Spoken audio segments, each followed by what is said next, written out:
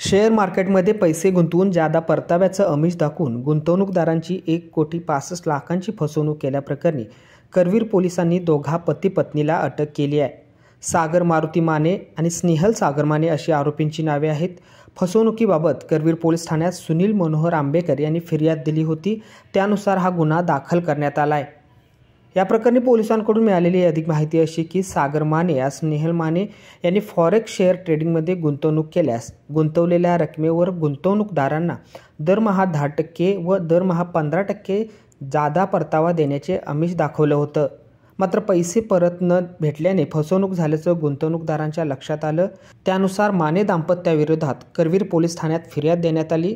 करवीर पोलिसांनी फिर्यादीनुसार गुन्हा दाखल केलाय। याचा पुढील तपास करवीर पोलीस ठाण्याचे सहाय्यक पोलीस निरीक्षक बाबासाहेब सरवदे करत आहेत।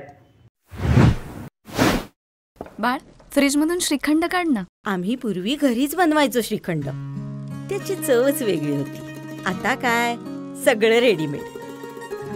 आजी, हे श्रीखंड खाऊन बघ। आज तुझ्या आईनं घरीच बनवलं की काय?